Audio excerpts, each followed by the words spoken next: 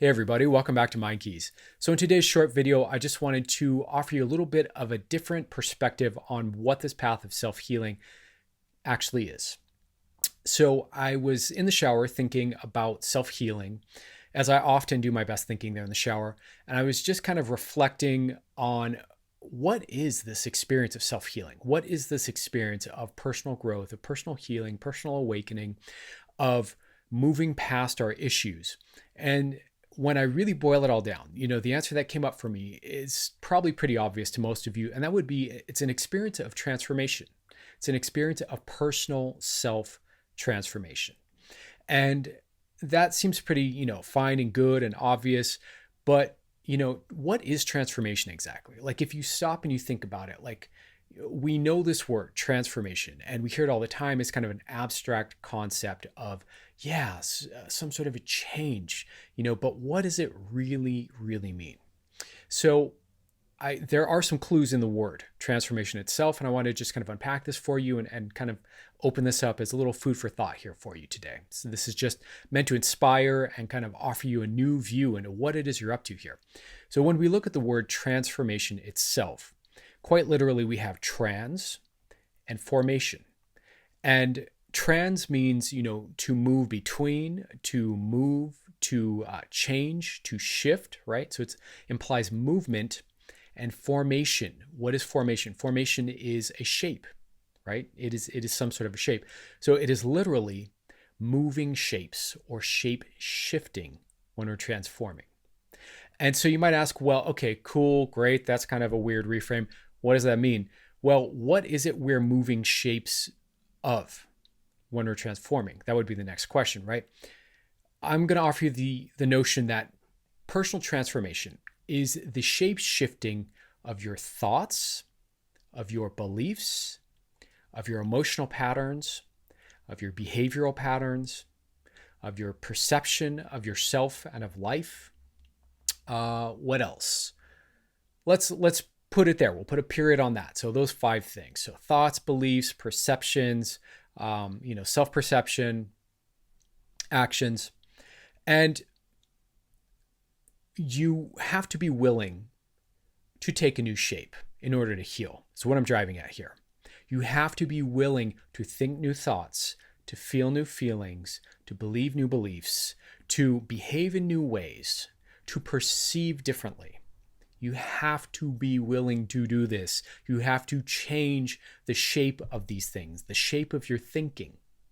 And while that still might sound abstract to you, in some ways, as an NLP practitioner, what I know about how we program the mind, I kind of mean that literally. Like, what are the images in your head that you let run the way you feel, that you are addicted to and you recreate over and over and over? And where in the field of vision are they for you? And what color or set of colors are they in? Are they in focus? Like literally the shape and structure of your internal thoughts and self-dialogue, and where in your body the somatic sensations are that you carry your issues in.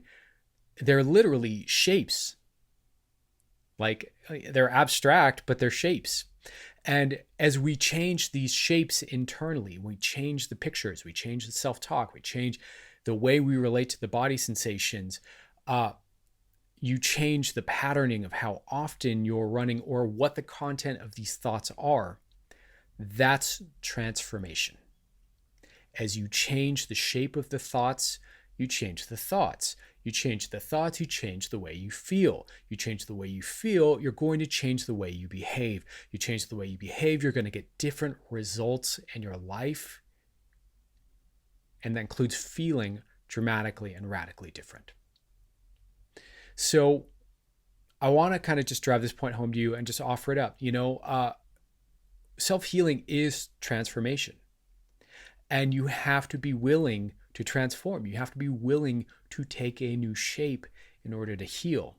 If you are expecting to keep operating the way that you've been operating, while you have this anxiety or depression or PTSD or whatever it is you're struggling with, if you're expecting that you can just keep going, that you can ignore the things you've kept ignoring, that you can fight the things that you've been fighting and not listening to and not paying attention to, if you expect to have the closed-mindedness in the place where maybe you need to be open-minded, or the unwillingness to forgive what needs forgiving. I mean, there are so many places where you can be different than how you're being that will impact how you feel. And I know this not only conceptually as a coach, and should have learned from all these studies. I know this experientially because I've done this so many times with myself, and I've done this so many times with clients. And I can tell you, this is a prerequisite to healing and change.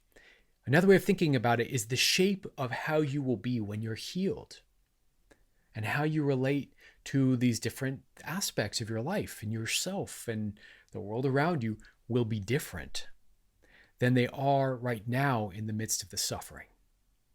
So I just want to kind of plant that seed out there, that because it's so common for people to either expect that they don't have to change and transform, and yet they want their results to change and transform, or to expect that that they can just medicate it away, right? They can just medicate the problem away, or that there's an inner resistance to transforming, and yet it's the very thing that is going to bring the relief. So anyways, enough said. Thanks for watching. I hope this message reaches you in a good moment in your life and touches your heart and inspires you a little bit.